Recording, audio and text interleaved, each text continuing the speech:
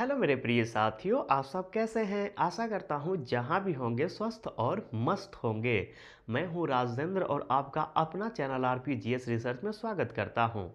मेरे साथियों, आज यूपी टेट 2026 भारतीय संविधान की क्लास में राष्ट्रपति पे चर्चा करेंगे। मेरे साथियों, राष्ट्रपति का प्रावधान भारतीय संविधान के अनुच्छेद 52 से लेकर 62 तक है।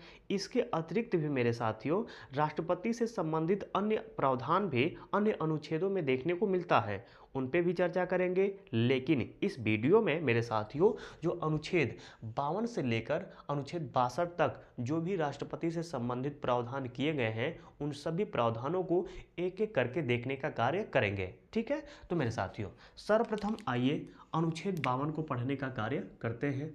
मेरे साथियों, अनुच्छेद 52 में कहता है कि भारत का एक राष्ट्रपति होगा। क्या होगा? भारत का एक राष्ट्रपति होगा, यानी राष्ट्रपति के पद का प्रावधान किया गया है। जो राष्ट्रपति होगा मेरे साथियों, वह राज्य का संवैधानिक प्रमुख होगा, यह भी बात इसमें कहता है। और जो राष्ट्रपति होगा मेरे साथियों, वह भारत का प्रथम नागरिक भी होगा। तो 3 पॉइंट इसमें निकल कर आता है। आइए लिख लेते हैं क्या क्या कहता है। तो लिखिएगा, पहला लिखिएगा इसमें, भारत के राष्ट्रपति पद का प्रावधान, भारत के राष्ट्रपति पद का प्रावधान किया गया है, किया गया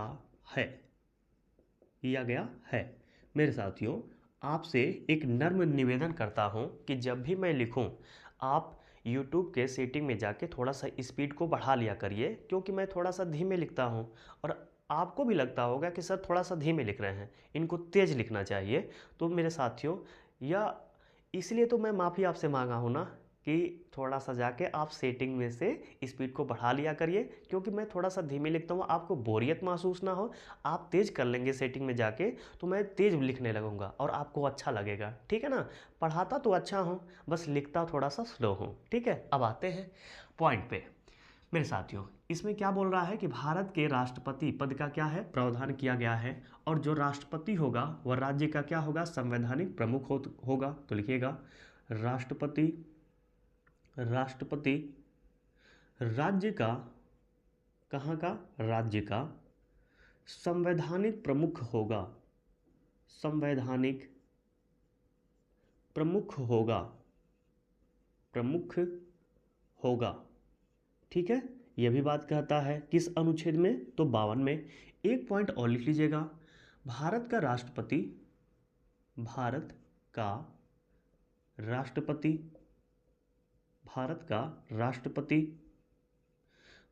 का प्रथम नागरिक होता है, भारत का प्रथम नागरिक होता है। तो मेरे साथियों, अनुच्छेद 52 से कितने पॉइंट निकल के आए? 3 पॉइंट निकल के आए। और यही याद कर लीजिए, किसी भी पेपर में बैठेंगे तो कभी प्रश्न गलत नहीं होगा। याद क्या करना है? याद यह करना है, कभी आपके पेपर में प्रश्न पूछ सकता है कि यह बताइए भाई साहब कि राष्ट्रपति के पद का प्रावधान किस अनुच्छेद में किया गया है? तो क्या बताएंगे? 52। यह भी पूछा जा सकता है कि राज्य का संवैधानिक प्रमुख कौन होता है, और ऑप्शन में दे दे, आपका राष्ट्रपति दे दे, प्रधानमंत्री दे दे, ठीक है, सर्वोच्च न्यायालय का मुख्य न्यायाधीश दे दे, उपराष्ट्रपति दे दे। तो किसको ट्रिक करेंगे? राष्ट्रपति को ट्रिक करेंगे। इसके अतिरिक्त यह भी प्रश्न पूछा जा सकता है कि भारत का प्रथम नागरिक किसे माना जाता है? भारत का प्रथम नागरिक किसे माना जाता है? तो राष्ट्रपति को माना जाता है। तो यहाँ से 3 सवाल निकल के आ रहे हैं। अब चलते हैं मेरे साथियों अनुच्छेद 53 की तरफ। इसमें क्या है? तो मेरे साथियों, इसमें कहता है आपका कि जो राष्ट्रपति होगा वह संघ की कार्यपालिका का प्रधान होगा। ठीक है, क्या होगा? संघ की कार्यपालिका का प्रधान होगा। जैसे कि सरकार के कितने अंग होते हैं? तो सरकार के 3 अंग होते हैं, कार्यपालिका, विधायिका और न्यायपालिका। तो जो कार्यपालिका का प्रधान होता है वह कौन होता है? राष्ट्रपति होता है। लेकिन मेरे साथियों, कार्यपालिका का प्रधान तो होता है, लेकिन कोई भी कार्य अपने मन से नहीं करता है। यह सभी कार्य मंत्रिपरिषद के सलाह से करता है। ठीक है ना? किसके सलाह से करता है?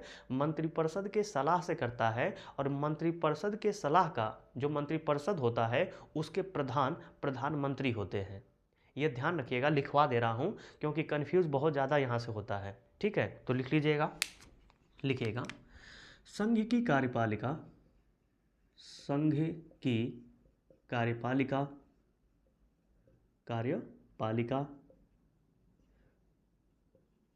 का प्रधान राष्ट्रपति होता है। कौन होता है? राष्ट्रपति होता है। यही प्रश्न पूछता है बार बार, राष्ट्रपति होता है। परंतु राष्ट्रपति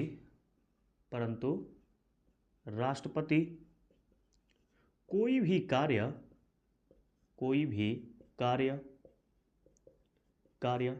मंत्रिपरिषद, यह शब्द ध्यान रखिएगा, आगे पढ़ेंगे, मंत्रिपरिषद के सलाह से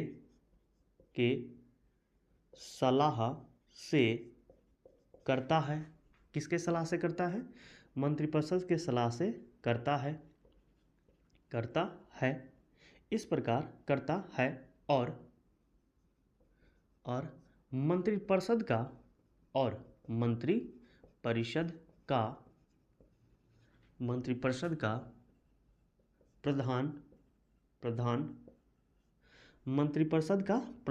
प्रधानमंत्री होता है। मंत्री होता है। इस प्रकार संघ की कार्यपालिका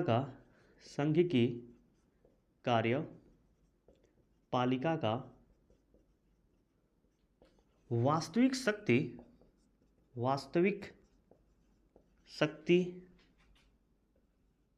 वास्तविक शक्ति प्रधानमंत्री के हाथों में होता है। प्रधानमंत्री के हाथों में होता है। ध्यान रखिएगा, यह शब्द कई बार पूछा गया है, बड़ा कंफ्यूज करता है। क्या है? आइए एकदम समझ लेते हैं। ठीक है ना, कोई भी परेशानी नहीं होगा, एकदम निश्चिंत हो जाइए। ये पूरा लेटर आपको चुटकियों में समझ में आ जाएगा। क्या कहता है आइए देख लेते हैं। जैसे कह रहा है क्या कि संघ की कार्यपालिका, किसकी? संघ की कार्यपालिका का प्रधान कौन होता है? राष्ट्रपति होता है। ठीक है, अब मान लीजिए, अब यहाँ पे एक उदाहरण भी दे रहा हूँ और समझाते भी चलूँगा या पूरे पैराग्राफ को। जैसे संघ की कार्यपालिका का प्रधान कौन होता है? राष्ट्रपति होता है। ठीक है, मान लीजिए एक घर का, जब एक मान लीजिए आपकी शादी हो जाएगी और आप एक लड़के हैं, मैं जिसको पढ़ा रहा हूँ इस समय वह लड़का है, मेरा वीडियो जो देख रहा है वह एक लड़का देख रहा है। ठीक है, मान लीजिए आपकी एक शादी हो गई और आपकी बीवी आई। ठीक है ना, तो मम्मी क्या करेंगी आपकी कि चाबी जो घर की कहेंगी ना कि लो बेटा आज से तुम घर के मालिक हो जाओ। ठीक है, क्या हो जाओ? मालिक। यानी जो आपका घर है उसका मालिक कौन हो गया? आपकी बीवी। तो मान लीजिए कि यहाँ पे बीबी को रख लीजिएगा, राष्ट्रपति के स्थान पे क्या रखिएगा? बीबी को। ठीक है, तो संघ की कार्यपालिका और कार्यपालिका के स्थान पे अपने घर को रख लीजिए। तो संघ की कार्यपालिका का प्रधान कौन होगा? आपकी बीवी। तो संघ की कार्यपालिका के स्थान पे कौन यहाँ है? राष्ट्रपति है। ठीक है, लेकिन राष्ट्रपति कोई भी कार्य मंत्रिपरिषद के सलाह के बिना नहीं करता है। मंत्रिपरिषद का इसमें मंत्रिपरिषद में सलाह, मंत्रिपरिषद का रख लीजिए अपने पूरे फैमिली को, यानी अपने बहन को रख लीजिए, अपने भाई को रख लीजिए, अपने पापा को रख लीजिए, मम्मी को रख लीजिए, खुद आप है। तो यह संघ की कार्यपालिका की राष्ट्रपति कोई भी कार्य किससे बिना सलाह लिए नहीं करेगा? मंत्रिपरिषद के, यानी जो राष्ट्रपति हैं, यानी जो आपकी बीवी हैं, पूरे आपके फैमिली के बिना सलाह से कोई भी कार्य नहीं करेंगे। ठीक है, और मंत्रिपरिषद, जो मंत्रिपरिषद का प्रधान होता है वह होता है प्रधानमंत्री। मान लीजिए खुद आप प्रधानमंत्री हैं। क्या है? आप प्रधानमंत्री हैं, तो आपके बिना सलाह से आपकी बीवी कोई भी कार्य नहीं करेंगी। ठीक है ना, इस प्रकार संघ की कार्यपालिका, यानी इस प्रकार जो संघ की कार्यपालिका होता है उसका वास्तविक प्रधानमंत्री कौन होता है? आपका प्रधानमंत्री होता है। यानी सोच लीजिए कि एक बीवी को हम चाबी दे दिए, अपनी बीवी को चाबी दे दिए, लेकिन उसको वास्तविक शक्ति नहीं दी है, यानी उसको कहीं जाना है, 2 रुपया निकालना है तिजोरी से, 10 रुपया निकालना है कुरकुरे खाने के लिए, बेचारी वह कुरकुरे नहीं खा पा रही है, नहीं निकाल पा रही है, बार बार आके आपके मम्मी से आपसे पूछ रही हैं कि सुनिए जी तनी 10 रुपया निकाल तनी कुरकुरे खाए के बटे। अब सोचिए यह सब इतना जब ऐसे होने लगे, और तिजोरी यहाँ पे लटका हुआ है, यहाँ पे ठीक है ना, कमर के पास गर्दन में लटका हुआ है, और यह पूछा जा रहा है कि सुनिए जी निकाल लिए 10 रुपया लेके जाएं, बर्फ़ खा लें क्या, एक पट्टी आया बादाम पट्टी ले लें क्या। तो वैसी शक्ति का क्या मतलब, वैसा तिजोरी का क्या मतलब, वैसे मालकिन का क्या मतलब। उसी प्रकार राष्ट्रपति भी होते हैं। राष्ट्रपति को मेरे साथियों शक्तियाँ दिया गया है, लेकिन वास्तविक जो शक्ति है वह मंत्रिपरिषद के हाथों में होता है, और मंत्रिपरिषद का जो हेड होता है, जो प्रधान होता है, उसको हम प्रधानमंत्री कहते हैं। बस इतना जान के चलिए। अब चलते हैं अनुच्छेद 54 की तरफ। किधर? अनुच्छेद 54 की तरफ। और इसका हेडिंग बना लीजिएगा। इसका हेडिंग क्या है? तो मेरे साथियों 54 और 55 में राष्ट्रपति के निर्वाचन से संबंधित प्रावधान है, लेकिन अनुच्छेद 54 में निर्वाचक मंडल यानी राष्ट्रपति के चुनाव में कौन वोट डालता है उसका प्रावधान अनुच्छेद 54 में किया गया है। तो आइए लिख लेते हैं, पहले हेडिंग बना लीजिएगा। राष्ट्रपति के निर्वाचन में, राष्ट्रपति के निर्वाचन में निर्वाचक मंडल मेरे साथियों उसे कहते हैं जो राष्ट्रपति के चुनाव में वोट डालता है। यह शब्द को पकड़िएगा क्योंकि यहाँ से प्रश्न आता है, बार बार आता है, ठीक है ना, यह पकड़िएगा। राष्ट्रपति के निर्वाचक मंडल, तो राष्ट्रपति के चुनाव में कौन वोट कौन डालता है? तो संसद के दोनों सदस्यों के निर्वाचित सदस्य वोट डालते हैं, सभी राज्यों की विधानसभा के निर्वाचित सदस्य वोट डालते हैं, और 3 केंद्र शासित प्रदेश में मेरे साथियों वर्तमान में 8 केंद्र शासित प्रदेश हैं, जिनमें से 3 केंद्र शासित प्रदेश में विधानसभा हैं। और कौन कौन से हैं केंद्र शासित प्रदेश में? तो दिल्ली, पुडुचेरी और जम्मू कश्मीर, ठीक है ना। तो 3 जो केंद्र शासित प्रदेश में विधानसभा है, वहाँ के निर्वाचित सदस्य आपके राष्ट्रपति के चुनाव में वोट डालते हैं।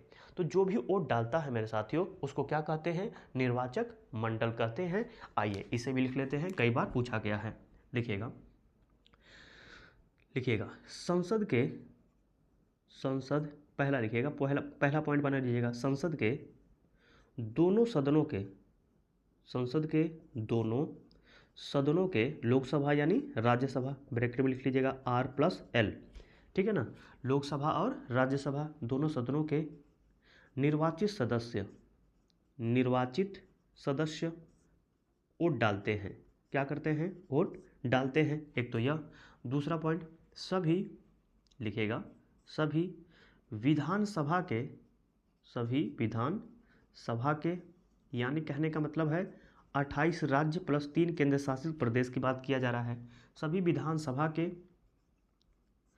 निर्वाचित सदस्य वोट डालते हैं। निर्वाचित सदस्य क्या करते हैं? वोट डालते हैं। एक तो यह। और तीसरा पॉइंट लिख लीजिएगा, दिल्ली यह केंद्र शासित प्रदेश है। पुडुचेरी भी क्या है? केंद्र शासित प्रदेश है, पुडुचेरी। जम्मू कश्मीर के विधानसभा के निर्वाचित सदस्य वोट डालते हैं। किसके चुनाव में वोट डालते हैं? तो राष्ट्रपति के चुनाव में वोट डालते हैं। इतना याद रख लीजिएगा, ठीक है ना, कभी प्रश्न आपसे गलत नहीं होगा। हाँ, अपवाद, जो भी मनोनीत सदस्य देगा वह नहीं वोट डालेंगे। मतलब राज्यसभा में जो मनोनीत सदस्य होते हैं वह आपके राष्ट्रपति के चुनाव में वोट नहीं डालेंगे, ठीक है। अब आते हैं अनुच्छेद 55 की तरफ। 55 की तरफ इसमें क्या है? तो मेरे साथियों अनुच्छेद 55 में राष्ट्रपति के निर्वाचन की प्रक्रिया है, यानी किस प्रकार राष्ट्रपति के निर्वाचन का चुनाव होता है उसकी प्रक्रियाओं के बारे में जिक्र कहाँ पे मिलता है? अनुच्छेद 55 में मिलता है। तो लिख लीजिएगा, लिखिएगा, पहले हेडिंग बना लीजिएगा प्यारा सा, राष्ट्रपति के निर्वाचन की प्रक्रिया,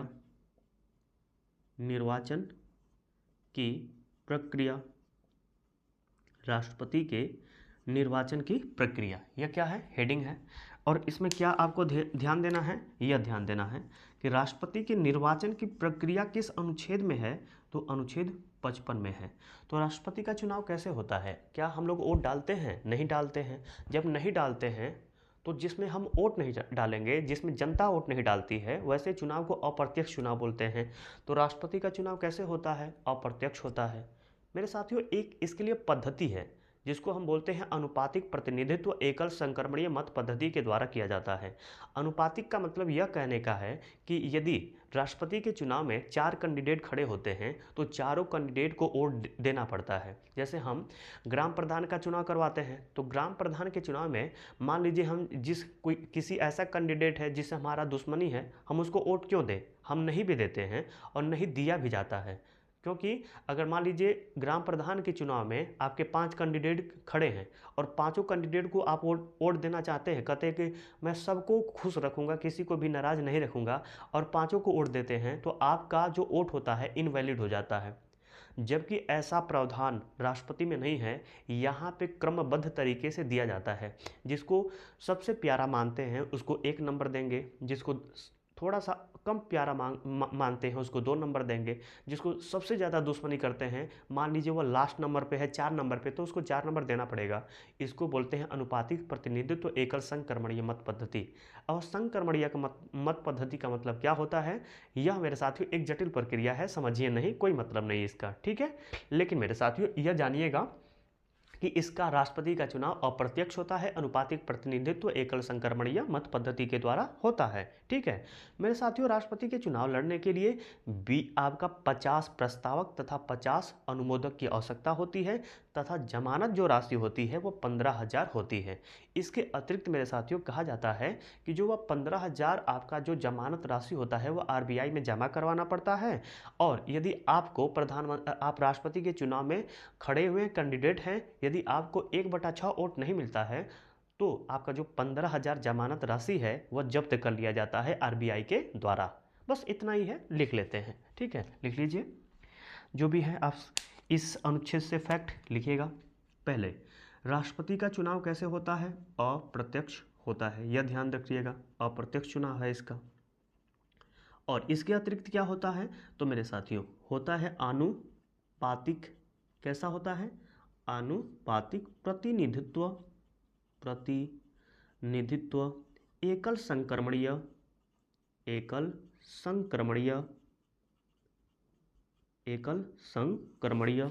मत पद्धति के द्वारा,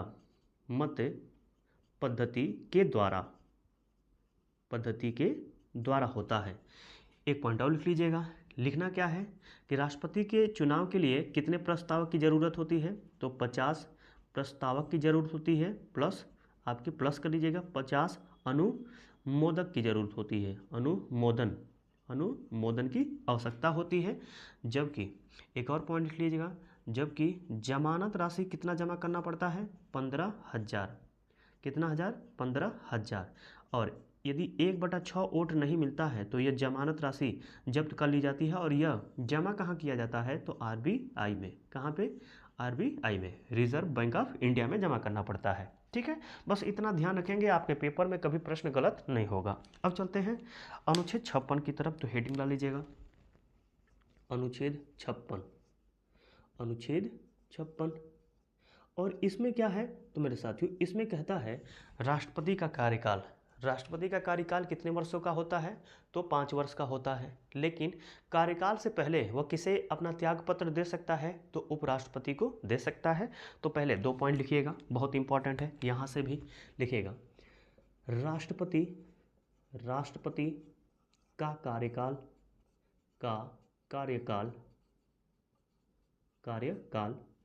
5 वर्ष का होता है। कितने वर्ष का होता है, 5 वर्ष का होता है।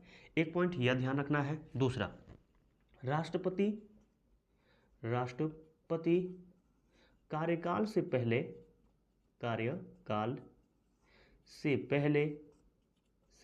पहले उपराष्ट्रपति को, किसको, उपराष्ट्रपति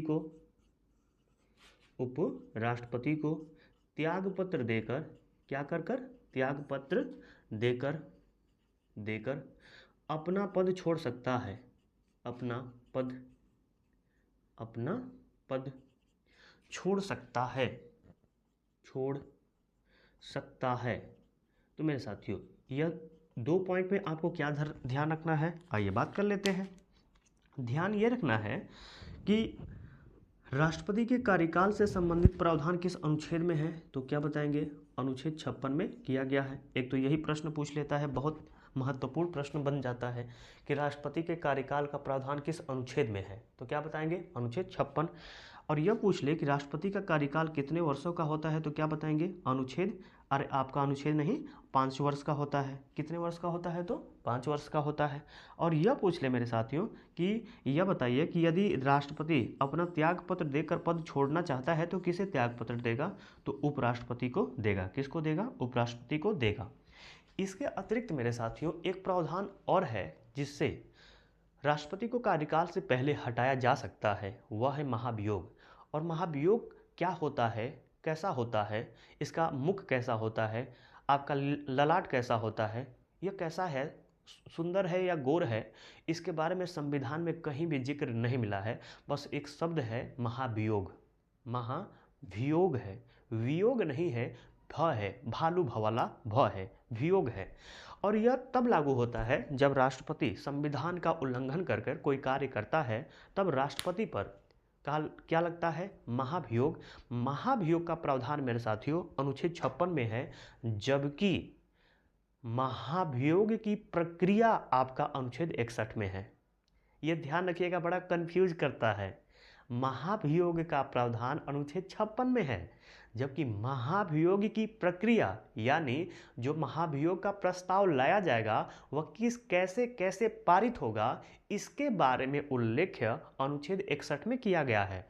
बहुत ही महत्वपूर्ण पॉइंट है मेरे साथियों, कई बार कंफ्यूज हो जाता है, कई बार गलत भी हो सकता है। तो आइए लिख लेते हैं, बता दूंगा कि यहाँ से प्रश्न कैसे आएगा और आपको कैसे उसका उत्तर देना है, लेकिन पहले लिख लेते हैं। आइए लिखते हैं, लिखिएगा, राष्ट्रपति यह 56 में ही लिख रहे हैं, यह लिख लीजिएगा, नहीं तो कंफ्यूज मत होइएगा। यह अनुच्छेद 56 का ही लेटर है। राष्ट्रपति को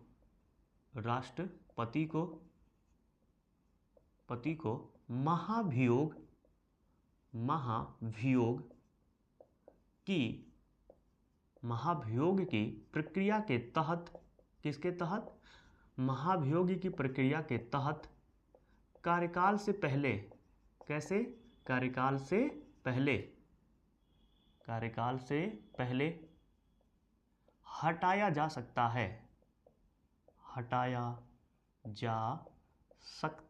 है, ध्यान रखिएगा क्या बोल रहा है कि राष्ट्रपति को महाभियोग की प्रक्रिया के तहत कार्यकाल से पहले हटाया जा सकता है। और महाभियोग क्यों लिया जाता है, जब राष्ट्रपति संविधान का उल्लंघन करता है, ठीक है ना, संविधान में जो लिखा गया है उसके अनुरूप नहीं चलता है, तब उसे महाभियोग प्रक्रिया के तहत कार्यकाल से पहले हम क्या कर सकते हैं, हटा सकते हैं। मेरे साथियों जो महाभियोग की प्रक्रिया है, अब यह महाभियोग की प्रक्रिया, यह तो 56 का है, अब आते हैं महाभियोग की प्रक्रिया, हेडिंग बना लीजिएगा, महाभियोग की प्रक्रिया। मेरे साथियों महाभियोग क्या होता है इसके बारे में कहीं भी जिक्र नहीं है, ध्यान रखिएगा, कहीं भी जिक्र नहीं है कि यह क्या होता है, कैसा होता है। बस इतना बताया गया कि यह करेंगे, राष्ट्रपति यदि यह करता है तो उस पर महाभियोग लिया जा सकता है, ठीक है ना। अभी तक किसी भी राष्ट्रपति को महाभियोग की प्रक्रिया के तहत हटाया नहीं गया है, यह भी एक बहुत बड़ा हमारे लिए उपलब्धि है, ठीक है। इसका जो प्रस्ताव को पारित करने का जो प्रक्रिया है इतना जटिल है कि हो ही नहीं पाएगा, ठीक है ना, हो ही नहीं पाएगा। मैं लिख के देता हूँ, आप हम लोग मर जाएं, हम लोग की हमारे लड़का के लड़का इनफाइनाइट तक जाएंगे, राष्ट्रपति बनते चले जाएंगे, लेकिन एकदम क्रूरता वाला जब राष्ट्रपति बनेगा तब भी हट सकता है, अन्यथा नहीं हट सकता है, क्योंकि इसकी प्रक्रिया इतनी इतनी जटिल है कि कहने लायक नहीं, ठीक है ना, बहुत जटिल है। और क्या है, थोड़ा सा 1-2 मच्छर इधर उधर आएंगे तो आप उससे घबराइएगा नहीं, क्योंकि यह हमारे फ्रेंड हैं, अकेले मैं रहता हूँ तो ये हमारे फ्रेंड है, हमारे साथ थोड़ा सा इधर उधर ये भी पढ़ाते रहते हैं, देखते रहते हैं ना कि सब हमारे भाई साहब ठीक ठीक ढंग से पढ़ा रहे हैं कि नहीं पढ़ा रहे हैं। ठीक है, अब आइए मेरे साथियों, जो महाभियोग की प्रक्रिया है यह किस अनुच्छेद में है, तो यह है आपका अनुच्छेद 61। किस में है? अनुच्छेद 61 में है। प्रक्रिया में होता क्या है, तो कहा जाता है कि यह जो महाभियोग की प्रक्रिया है यह किसी भी सदन में लाया जा सकता है, यानी मन करे तो आप राज्यसभा में ले आइए और मन करे तो आप लोकसभा में ले आइए। ठीक है ना, तो लिख लीजिएगा यह दोनों यह लिखिएगा, यह प्रस्ताव दोनों सदनों में लाया जा सकता है, दोनों सदनों में लाया जा सकता है, लाया जा सकता है, यह ध्यान रखिएगा। दूसरा पॉइंट है मेरे साथियों कि जिस सदन में यह लाया जाएगा, या मान लीजिए आपका लोकसभा हो या राज्यसभा, जिस सदन में पहले लाया जाएगा, पहले, ठीक है ना, उस सदन में क्या करेंगे, उस सदन में मेरे साथियों 1/4 यह प्रस्ताव को, जो प्रस्ताव है उसे पारित किया जाता है, जिस सदन में पहले ले आएंगे उसमें क्या करते हैं, 1/4 से उसे पारित करते हैं। जब पारित हो जाता है मेरे साथियों तो राष्ट्रपति को 14 दिन की मोहलत दी जाती है। क्या होती है? 14 दिन की मोहलत दी जाती है। यह भी प्रश्न कई बार पूछा गया है, लिख लीजिएगा, मोहलत दी जाती है। ठीक है, अब क्या होगा कि मेरे साथियों जिस सदन में लाया जाएगा वहाँ पे, और मान लीजिए पहले लोकसभा में लिया गया होगा तो लोकसभा के 1/4 सदस्य से पारित किया गया वो प्रस्ताव, उपस्थित और मतदान करने वाले को 1/4, फिर उसी सदन में मेरे साथियों, यही तो जटिल है, सोचिएगा क्या जटिल है, लोकसभा के उपस्थित और मतदान, लोकसभा के कुल सदस्यों का, सॉरी उपस्थित नहीं होगा, लोकसभा के कुल सदस्यों का 2/3। कुल सदस्यों का मतलब कहने का ये है कि लोकसभा में कुल कितने वर्तमान में सीट है, 543, और यदि 543 में एक सदस्य यदि लोकसभा में उपस्थित नहीं हुआ तो महाभियोग की प्रक्रिया पारित नहीं होगा। कहता क्या है, लाइन सीधे एकदम एक्यूरेट लिखा गया है, एकदम साफ सुथरे शब्दों में लिखा गया है कि लोकसभा के कुल सदस्यों का, एक भी इधर उधर नहीं, कुल सदस्यों का कितना, 2/3, और राज्यसभा के कुल सदस्यों का 2/3 यदि उस प्रस्ताव को पारित कर देते हैं तभी राष्ट्रपति हटेगा। अब सोचिए कि राष्ट्रपति को हटाने का प्रावधान तभी हो पाएगा, तभी पारित हो पाएगा जब पक्ष और विपक्ष दोनों मिलकर राष्ट्रपति को हटाना चाहते हैं, तभी जाके वह राष्ट्रपति हट सकते हैं। यदि राष्ट्रपति के फेवर में यदि 10 सांसद हैं, कितने सांसद, 10 सांसद हैं, 5 सांसद हैं, तब भी राष्ट्रपति नहीं हट सकता है। एक ही को किडनैप करके राष्ट्रपति किसी सांसद को रख लेंगे तब भी नहीं पारित होगा, क्योंकि यहाँ पे बोलता है कुल सदस्यों का। इसीलिए मेरे साथियों अभी तक किसी भी राष्ट्रपति को इस अनुच्छेद के तहत, यानी अनुच्छेद 56 और 61 के तहत किसी भी राष्ट्रपति को अभी हटाया नहीं गया है। ठीक है, आइए लिख लेते हैं क्या है। तो ऐसा होगा, फिर क्या होगा, दोनों सदनों का, यानी दोनों सदनों का मतलब लोकसभा और राज्यसभा का कुल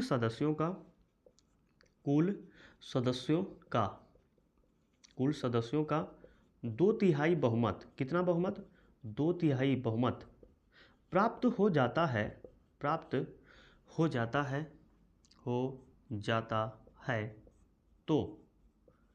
तो राष्ट्रपति को कार्यकाल से पहले हटाया जा सकता है,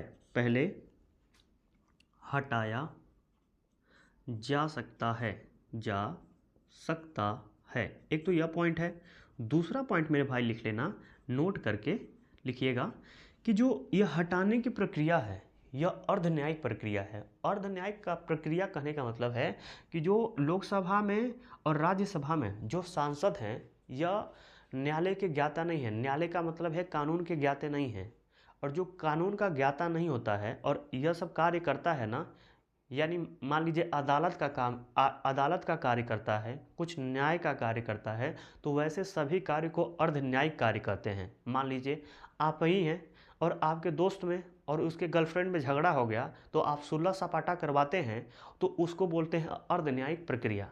आप क्या हैं? आप वकील थोड़े ही ना हैं, आप क्या करें, मध्यस्थता कर रहे हैं। तो ऐसे प्रक्रिया को हम क्या बोलते हैं? अर्ध न्यायिक प्रक्रिया। तो लिख लीजिएगा, लिखिएगा, यह अर्ध न्यायिक प्रक्रिया है। कैसा है? अर्ध न्यायिक प्रक्रिया है। और एक पॉइंट इसी में और लिख लीजिएगा कि अभी तक किसी भी राष्ट्रपति पे लागू नहीं हुआ है। अभी तक किसी भी राष्ट्रपति पर महाभियोग लागू नहीं हुआ है। ध्यान देने वाली बात है। तो मेरे साथियों, यह अनुच्छेद 56 का लेटर था, थोड़ा सा यह बड़ा था, इसके बाद सब छोटे छोटे हैं। अब आइए हेडिंग डालते हैं, अनुच्छेद 57। इसमें क्या है? तो मेरे साथियों, इसका लेटर या यहाँ से भी बड़ा एक शानदार प्रश्न पूछता है। क्या पूछता है? पहले इसका हेडिंग बना लीजिएगा, पुनर्निर्वाचन की पत्रिका। पुनर्निर्वाचन की पत्रिका, ठीक है ना? क्या है? पुनर्निर्वाचन का पत्रिका। मेरे साथियों, इसके तहत कहता है राष्ट्रपति एक से अधिक बार राष्ट्रपति का चुनाव जीतकर राष्ट्रपति बन सकता है। एक राष्ट्रपति कितने बार राष्ट्रपति बन सकता है? इस पर संविधान मौन है। यही प्रश्न कई बार पूछा गया है कि एक राष्ट्रपति कितने बार राष्ट्रपति बन सकता है? एक बार, 2 बार, 3 बार, कई बार। तो क्या बताएंगे? कई बार या अनंत बार, इनफाइनाइट बार, ठीक है ना? यह नहीं बताएंगे कि एक बार बनता है, 2 बार बनता है, 3 बार बनता है। अभी तक मेरे साथियों, जो डॉक्टर राजेंद्र प्रसाद जी हैं, वह अभी तक जितने राष्ट्रपति बने हैं, उन सभी राष्ट्रपतियों में अभी तक डॉक्टर राजेंद्र प्रसाद जी एकमात्र ऐसे राष्ट्रपति हैं जो 2 कार्यकाल के लिए राष्ट्रपति बने हैं। इसके अलावा कोई भी राष्ट्रपति 2 कार्यकाल के लिए राष्ट्रपति नहीं बना है। ठीक है, तो आइए लिख लेते हैं, लिखिएगा, एक राष्ट्रपति एक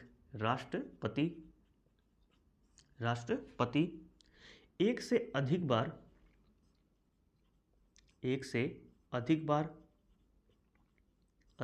बार चुनाव जीतकर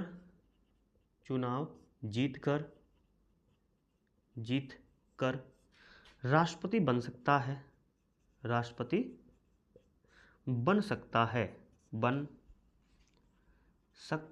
है।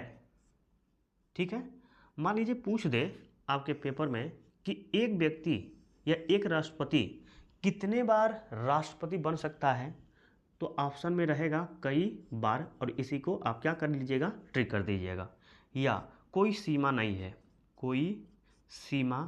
है, यह भी आपका ऑप्शन हो सकता है। ठीक है, नेक्स्ट आइए, इसी में लिख लीजिएगा, नोट करके, आप खुद से लिख लीजिएगा नोट करके कि अभी तक, या लिख ही दे रहा हूँ, क्या हो सके कि आप लोग कहेंगे कि सर जी लिखवाइए दीजिए, तो लिख लीजिएगा, लिखिएगा, अभी तक डॉक्टर राजेंद्र प्रसाद एकमात्र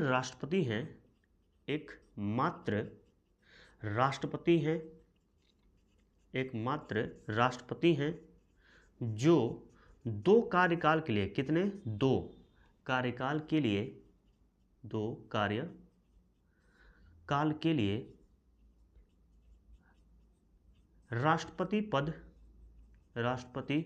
पद ग्रहण कर चुके हैं। ध्यान दीजिएगा यह शब्द को। ठीक है मेरे साथियों, जो अनुच्छेद 57 का लेटर है यह पढ़ चुके हैं। अब चलते हैं 58 की तरफ, लेकिन मेरे साथियों पहले इसको मिटा देते हैं।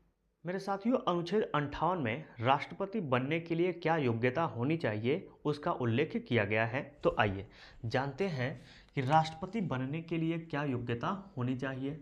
तो एक अनुच्छेद 58 लिखिएगा और एक छोटा सा हेडिंग बना लीजिएगा, राष्ट्रपति बनने के लिए योग्यता।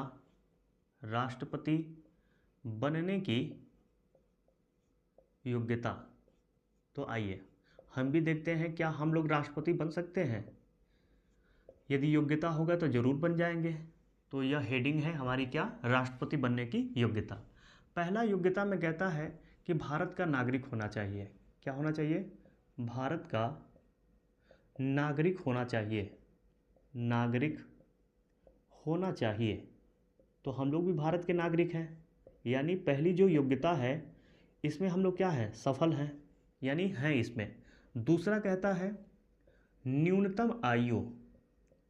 न्यूनतम आयु 35 वर्ष होनी चाहिए। कितने वर्ष? 35 वर्ष होनी चाहिए। यहाँ पे आके हम लोग क्या हो गए, विफल हो गए, यानी अभी हमें वेट करना पड़ेगा। 35 वर्ष जैसी होगा हम लोग क्या करेंगे, राष्ट्रपति का चुनाव लड़ सकते हैं। तीसरा क्या कहता है, पागल अथवा दिवालिया नहीं होना चाहिए। लिख लीजिएगा, पागल अथवा दिवालिया, क्या नहीं, दिवालिया नहीं होना चाहिए। हम लोग भी सही हैं, ठीक है, यानी हम लोग पागल भी नहीं हैं और दिवालिया भी नहीं है।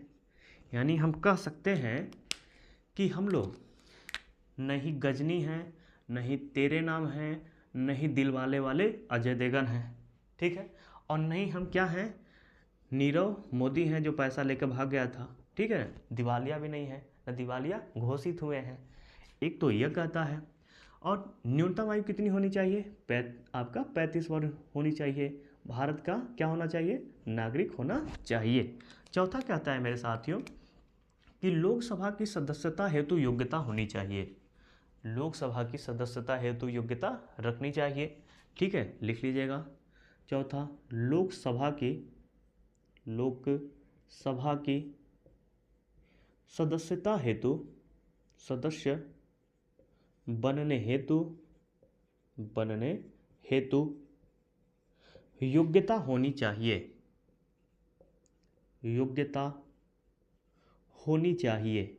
होनी चाहिए। एक तो यह बात करता है, और क्या कहता है, एक और कहता है कि लाभ का पद ग्रहण ना किया हो। लाभ का यानी सरकारी नौकरी ना करता हो, लाभ का पद ग्रहण न किया हो, ग्रहण न किया हो, ठीक है, यह कहता है। तो मेरे साथियों, अनुच्छेद 58 का यह लेटर है, इतना याद कर लेते हैं तो कभी भी आपके पेपर में अनुच्छेद 58 से प्रश्न गलत नहीं होगा। लेकिन यही याद कर लीजिएगा कि राष्ट्रपति की योग्यता से संबंधित प्रावधान किस अनुच्छेद में किया गया है, तो अनुच्छेद 58। राष्ट्रपति बनने के लिए कितनी न्यूनतम आयु होनी चाहिए, तो यह वाला याद कर लीजिएगा। यानी जो सेकेंड लाइन है आपके लिए इंपॉर्टेंट है। क्या है? इंपॉर्टेंट है, ठीक है ना, कई बार पूछा गया है। अब चलते हैं अनुच्छेद 59 की तरफ। तो हेडिंग ला लीजिएगा, अनुच्छेद 59। इसमें क्या है मेरे साथियों, तो इसमें है राष्ट्रपति के वेतन भत्ते, पेंशन का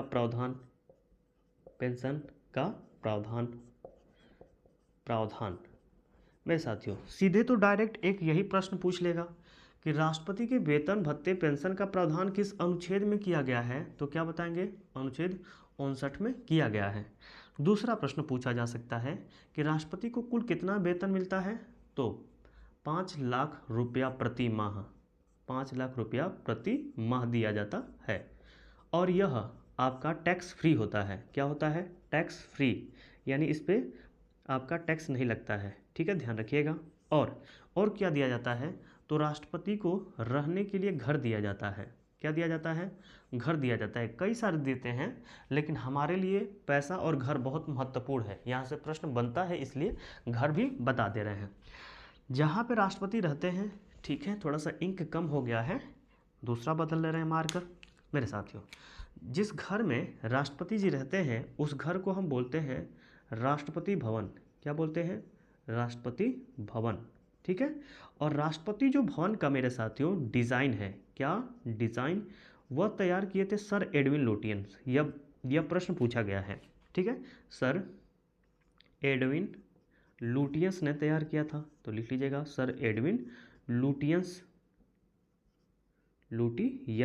ने तैयार किया था।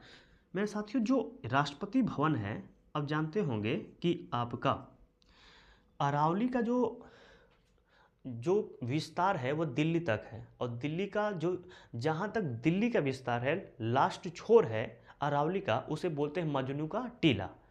तो मेरे साथियों, अरावली की एक शाखा दिल्ली में है जिसका नाम है रायसीना की पहाड़ी। क्या है? रायसीना की पहाड़ी। और रायसीना की पहाड़ी पे मेरे साथियों राष्ट्रपति भवन है। तो कई बार पूछा गया है कि अरावली की किस शाखा पर राष्ट्रपति भवन स्थित है, तो क्या बताएंगे? अरावली की एक शाखा है जिसका नाम है रायसीना की पहाड़ी, उसी पर राष्ट्रपति भवन स्थित है। लिख लीजिएगा। तो राष्ट्रपति भवन कहाँ स्थित है? तो लिखिएगा अरावली की शाखा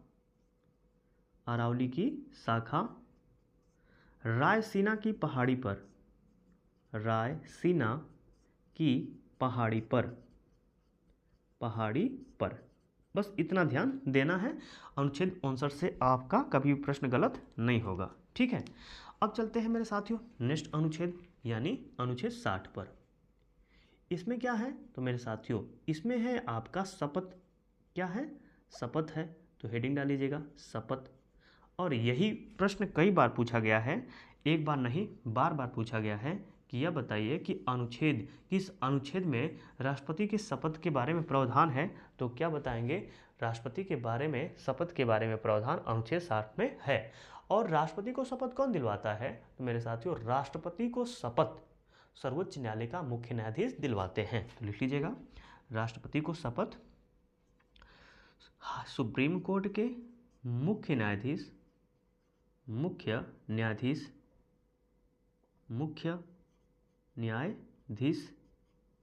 दिलवाते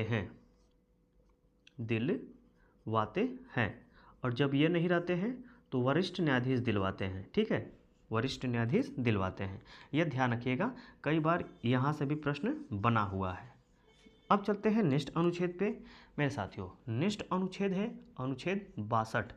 अब कहेंगे सर जी 61 कहाँ गया? तो 61 पीछे पढ़ चुके हैं हम लोग जब 56 पढ़ रहे थे। तो इसमें क्या है? तो मेरे साथियों अनुच्छेद 62 में कहता है कि जब राष्ट्रपति की मृत्यु, पदत्याग या किसी अन्य कारण से राष्ट्रपति का पद खाली हो जाता है तो उसे अधिकतम 6 माह में राष्ट्रपति के चुनाव के द्वारा भरा जाना चाहिए। और जो राष्ट्रपति नया बनकर आएगा वह शेष कार्यकाल नहीं करेगा, वह पूरा अपना कार्यकाल 5 वर्ष तक करेगा। मान लीजिए कि कोई व्यक्ति 2026 में चल रहा है, 2026 चल रहा है, आज ही का दिन मान लीजिए कि आज के दिन कोई व्यक्ति राष्ट्रपति बना और 6 महीना हुआ, 6 महीने के बाद उसकी मृत्यु हो गई। अब सोचिए कितना कार्यकाल बचा? 4.5 साल कार्यकाल बचा। तो मेरे साथियों कहा जाता है कि कोई भी राष्ट्रपति किसी भी कारण मृत्यु हो जाती है, पदत्याग हो जाता है, कुछ भी हो जाता है, स्वास्थ्य के कारण वो नहीं कार्य कर पाते हैं, उसके लिए अलग व्यवस्था है। लेकिन मान लीजिए उनका पद खाली हो जाता है तो अधिकतम 6 माह के अंदर उसे भरा जाना चाहिए।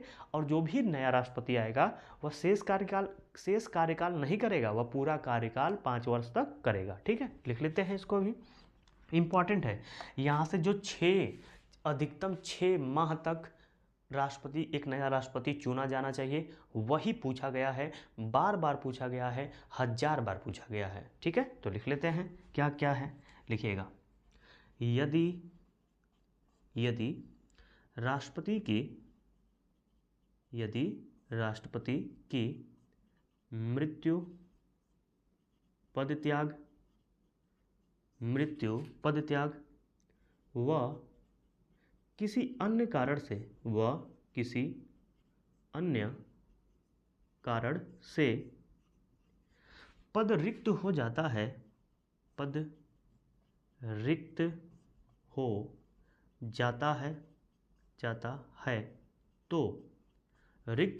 है, तो अधिकतम ये वाला लिख लीजिएगा, अधिकतम 6 माह, कितने माह? 6 माह के अंदर, 6 माह के अंदर निर्वाचन के द्वारा, यानी चुनाव के द्वारा, निर्वाचन के द्वारा एक नया राष्ट्रपति चुना जाता है, जो शपथ ग्रहण से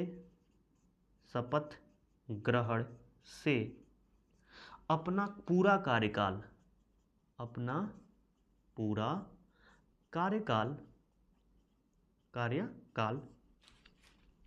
5 वर्ष तक करेगा। मेरे साथियों, इसमें क्या ध्यान देना है, तो ये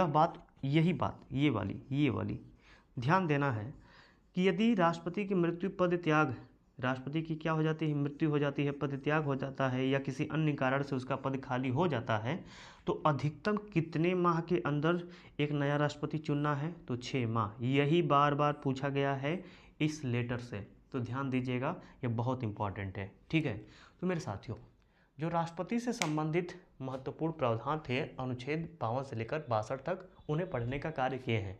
अभी राष्ट्रपति का जो अन्य प्रावधान है वह पढ़ना बाकी है, लेकिन आज के वीडियो में इतना ही पढ़ेंगे। एक और वीडियो राष्ट्रपति से संबंधित जाएगा, जिसमें हम पढ़ेंगे राष्ट्रपति की शक्तियाँ, जिसमें हम कई सारी शक्तियाँ पढ़ेंगे। आपातकालीन शक्तियाँ में पढ़ेंगे तो आपका भाग 18 आपातोबंद पढ़ेंगे। ठीक है, आपातोबंद में हम पढ़ेंगे राष्ट्रीय आपातकाल, राष्ट्रपति शासन, वित्तीय शासन, और सामान्य एक आपकी शक्तियाँ है जिसमें प्रशासनिक शक्ति पढ़ेंगे, विधायी शक्ति पढ़ेंगे, वित्तीय शक्ति पढ़ेंगे, सैन्य शक्ति पढ़ेंगे। ठीक है ना, तो कई सारी शक्तियाँ हैं। तो आज के लिए इतना ही रहने देते हैं। मेरे साथियों, आज का वीडियो आपको कैसा लगा? यदि अच्छा लगा होगा तो इस वीडियो को ज़्यादा से ज़्यादा शेयर करिएगा, और जो मेरे मित्र अभी इस चैनल पे नए हैं वह इस चैनल को सब्सक्राइब भी कर लेंगे, शेयर भी कर देंगे। मिलते हैं नेक्स्ट वीडियो में नेक्स्ट टॉपिक के साथ। आज के लिए धन्यवाद।